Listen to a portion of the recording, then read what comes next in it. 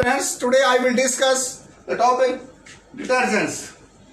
Detergents को दूसरा नाम है नॉन सोपी डिटर्जेंट्स भी बोलते हैं, इनको सिंथेटिक डिटर्जेंट्स भी बोलते हैं.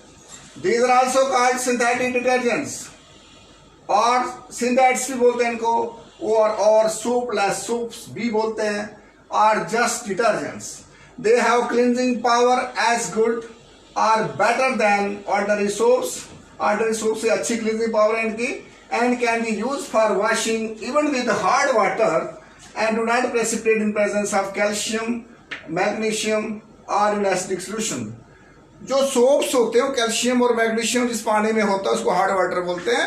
उसमें प्रेसिपिटेट हो जाते हैं, नीचे बैठ जाते हैं और कपड़ों के ऊपर लग जाते हैं या बॉडी को लगाइए, बॉडी के ऊपर ही चिपक जाते हैं, पानी से भी नहीं निकलने वाले होते हैं वो. तो इसलिए सोप्स वहाँ बेकार हो जाते हैं और वहाँ यूज होता है शुरू डिटर्जेंट्स का. तो डिटर्जेंट्स हार्ड वाटर में भी फिट आ जाते हैं. A synthetic detergent is the sodium salt of a long chain alkyl hydrogen sulfate or the sodium salt of a long chain benzene sulfonic acid. तो लॉन्ग चेन होता है, देखिए C12H25 जैसे C15H31 ये लॉन्ग चेन हाइड्रोकार्बन के हैं. उसके जो हेड वाला पोर्शन है वहाँ OH3Na लगाइए तो डिटर्जेंट बन गया, और COONA लगाइए तो सोप बन जाता है. दोनों में हाइड्रोफिलिक और हाइड्रोफोबिक पार्ट होता है, लेकिन वो डिटर्जेंट्स जो है, जो सोप्स जो है वो बनते हैं ऑयल्स और फैट से, जबकि डिटर्जेंट्स ऑयल्स और फैट से नहीं बनते हैं. Like soaps they contain both hydrophilic and hydrophobic parts in the molecule. जैसे C12H25 इसको कहते हैं लाराइल, OH3ONA इसको पढ़ते हैं सोडियम लाराइल सल्फेट, ये डिटर्जेंट है. C15H31 CONA इसको पढ़ते हैं हम पालमेट, सोडियम पॉलीमेटेट ये सोप है. CONA इसमें हाइड्रोफिलिक पार्ट है, और C15H31 जो है हाइड्रोफोबिक पार्ट है. हाइड्रोफोबिक पार्ट होता है वो ऑयल या गंदगी के साथ चिपकता और उसको कपड़े से निकालता है बाहर. क्लासिफिकेशन ऑफ डिटर्जेंट्स आती है. Detergents are mainly classified into 3 categories, namely anionic, cationic and non ionic. Anionic detergents क्या होते हैं बच्चों? These are of two types. एनायनिक भी दो तरह के हैं. Alkyl hydrogen sulphate number 1. They are ordinary. They are obtained from long chain aliphatic alcohols. जो ये अल्काइल हाइड्रोजन सल्फेट, ये अल्काइल हो गया और इसके साथ HSO3 बन गया हाइड्रोजन सल्फेट. जो है ये कहाँ से मिलते हैं हमें? तो कहता है they are obtained from long chain aliphatic aliphatic, not aromatic, by treatment with concentrated sulfuric acid followed by neutralization with NaOH. Alcohols are obtained from oils or fats. अब वो अल्कोहल्स कहाँ से आ गए? ये अल्कोहल्स ऑयल्स और fat से आएगी. वहां ऊपर तो सीधा ही था ना कार्बोक्सिलिक एसिड, यहाँ ऑयल्स और फैट से ये अल्कोहल आएगी, और उस अल्कोहल में सल्फ्यूरिक एसिड डालना है. तो अल्कोहल जो है लॉन्ग चेन हाइड्रोकार्बन वाली, जैसे ये लाराइल अल्कोहल है, ऐसा सल्फ्यूरिक एसिड डाला तो यहाँ क्या हो गया? देखिए यहाँ पर क्या हुआ कि ये CH3 CH2 10 ऐसे ही रहा, यहाँ CH2 भी वैसे ही आप देख रहे हो यहाँ पर. तो काम क्या हुआ फिर यहाँ से? देखिए SO4 जो था, SO4 का OH3 हो गया, SO4 सल्फेट वैसे ही रह गया. फिर और क्या ऐड रख किया यहाँ पर? H भी रह गया, इनके हाइड्रोजन सल्फेट पूरे का पूरा ऐड हो गया. अब आप सोचोगे कि सर यहाँ से रिमूव क्या हो रहा है? यहाँ तक देखिए CH2 तक पूरे आए हुए हम. एक तो रिमूव, यहाँ से H रिमूव हो रहा है और यहाँ से OH. तो यहाँ से बच्चों वाटर रिमूव हो रहा है, और जैसे ही वाटर रिमूव हो गया तो आगे क्या? अब देखिए ना HSO4 यहाँ आ गया. HSO4 एक H कम हो गया, एक OH इधर से कम हो गया, तो माइनस वाटर हो गया. यहाँ से वाटर का रिमूव होना तो ये बन जाता है लाराइल हाइड्रोजन सल्फेट, और इसमें NaOH डाला हमने तो आगे कुछ नहीं हुआ, H हटा और Na आया. H हटने से पीछे नेगेटिव चार्ज है, ये लंबा पोर्शन नेगेटिव हो गया, आगे NaOH वाला पोर्शन हो गया. इसका नाम पड़ेगा सोडियम लाराइल सल्फेट. ये एनायनिक डिटर्जेंट है क्योंकि इसका एनायनिक पार्ट बहुत ज्यादा है. आपको बोले सर इनको एनायनिक क्यों बोलते हैं? नेगेटिव पोर्शन ज्यादा है. देखो कितना बड़ा चेन है ये. एनायनिक डिटर्जेंट बन गया, डिटर्जेंट तैयार हो गया. अब इसके बदले हम यहाँ एक और ले सकते हैं, डोडिसाइल C11 वाला C11 और H23 होते हैं ये, और आगे बेंजीन की रिंग लगाइए तो हो गया डोडिसाइल बेंजीन. इसमें हमने H2SO4 डाला, इस H2SO4 में से भी H निकल गया तो बाकी, और यहाँ से देखिए यहाँ से H2SO4 में से बचा क्या हमारे पास, SO3H है यहाँ पर। अगर SO3H यानी कि HSO3, H तो ये एक H2SO4 में से निकल गया, एक O निकल गया यानी कि OH निकला। और फिर एक H यहाँ से, जैसे हमने इसको लकीर मार दी कि H यहाँ से, ये भी यहाँ से वाटर रिमूव हो गया। आगे क्या बना, फिर डोडिसाइल बेंजीन सल्फोनिक एसिड ये बन गया, और इस पे NaOH डाला, तो फिर ये डोडिसाइल बेंजीन सल्फोनिक एसिड SO3 तो ठीक रहा, यहाँ से H हटेगा और Na पॉजिटिव। मगर sodium dodecyl benzene sulphonate NaDE, sodium dodecyl benzene sulphonate बना बच्चों, ये बेंजीन सल्फोनेट NaDE ये बना। इसको SDS भी बोलते हैं, और यही तो है detergent. The other examples are sodium cetyl sulphate, इसमें CrH देती होते हैं, बाकी OH3Na जैसे यहाँ पर है। And sodium stearyl sulphate, C*H35 stearic acid से बना हुआ है ये, CH2OSO3 negative Na। These alkyl hydrogen sulfates are 100% biodegradable। बच्चों ये 100% बायोडिग्रेडेबल हैं, ये एनवायरनमेंट को नुकसान नहीं करेंगे हमें। अनलाइक ऑर्डिनरी सोप्स जो है वो बायोडिग्रेडेबल नहीं है। They do not produce OH negative ions on hydrolysis and thus can be safely used for, ये नेगेटिव आयन प्रोड्यूस नहीं करते हैं कौन, detergent, and thus can be safely used for wooden garments, woollen garments हैं ये। They can be safely used for woolen garments.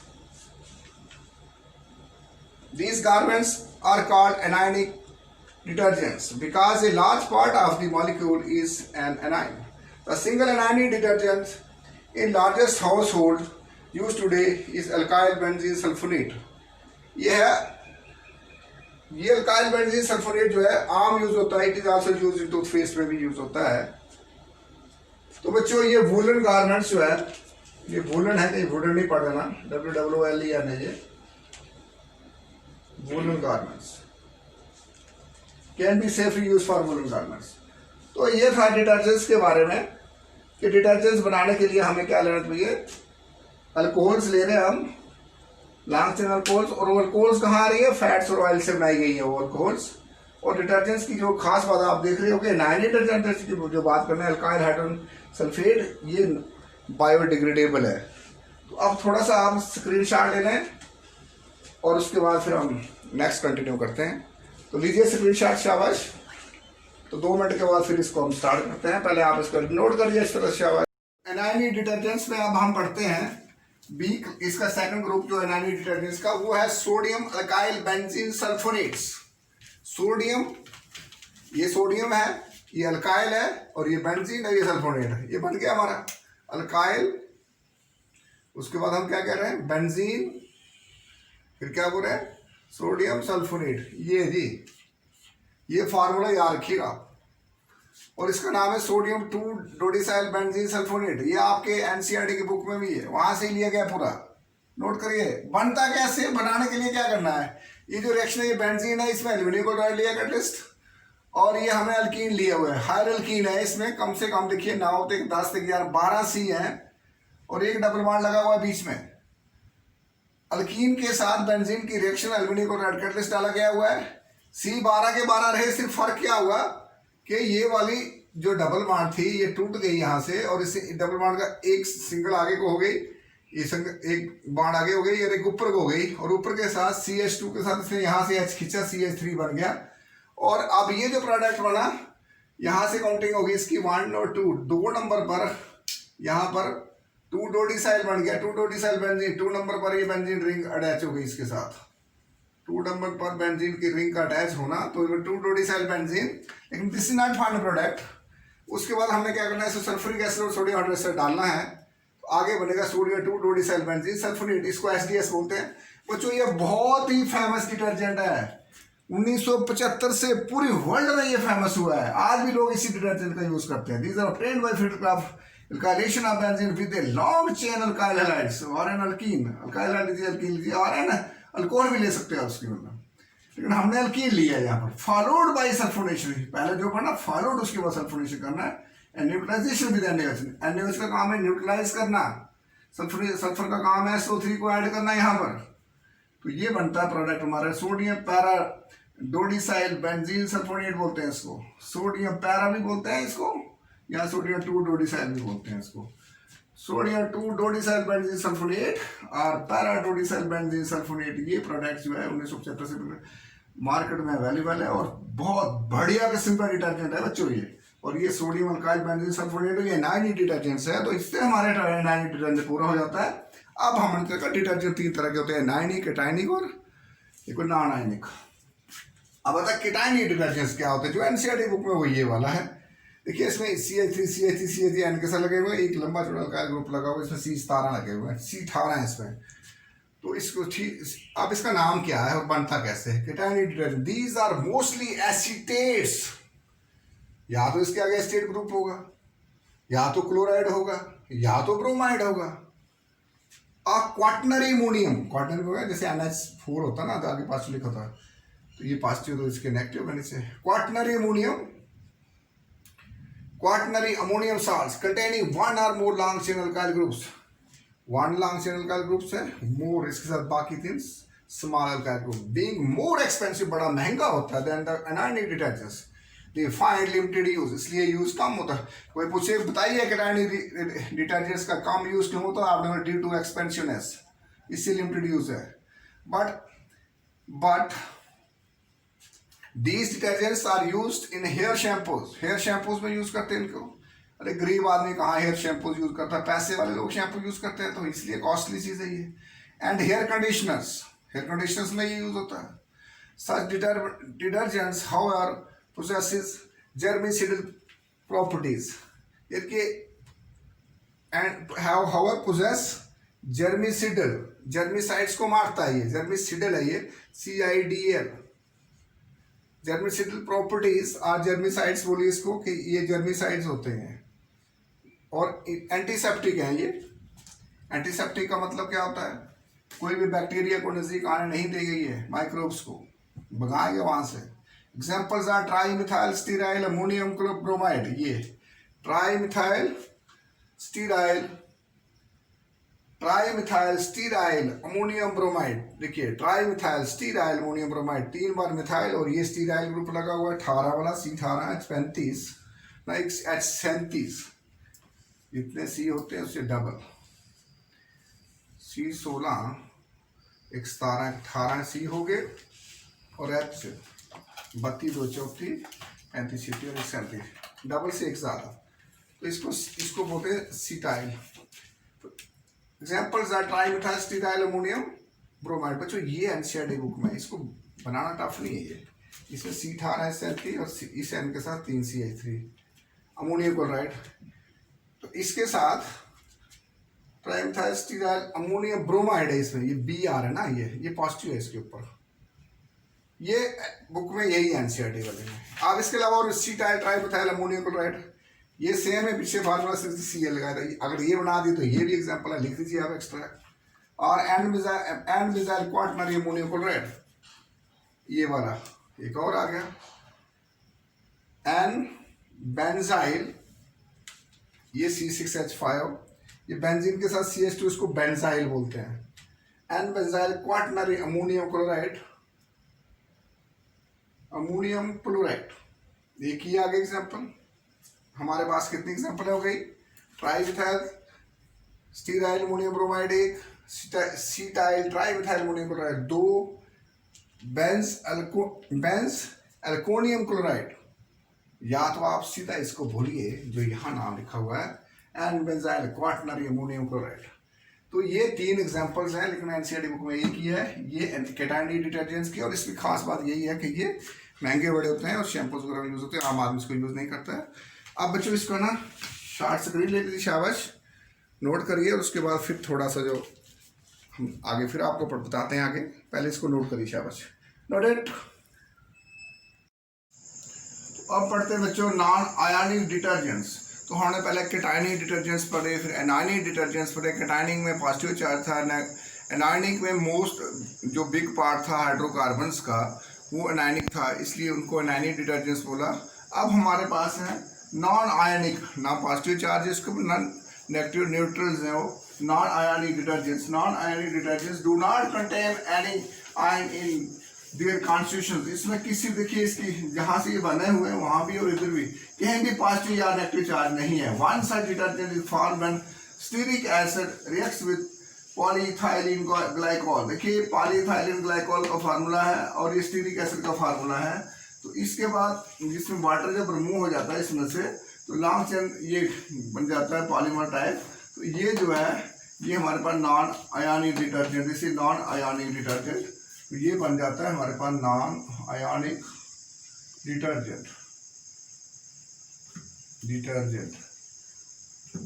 ना इस पर पॉजिटिव चार्ज है, ना इस पर नेगेटिव चार्ज है। Liquid dish washing detergents, liquids form में होते हैं, ये डिश वॉशिंग का काम करते हैं, और नॉन आयोनिक टाइप्स, और ये नॉन आयोनिक टाइप्स होते हैं। Mechanism of cleansing action of this type of detergent is the same as that of soaps. जैसे सोप्स का एक्शन होता है क्लीन करने का, इनका वही होता है।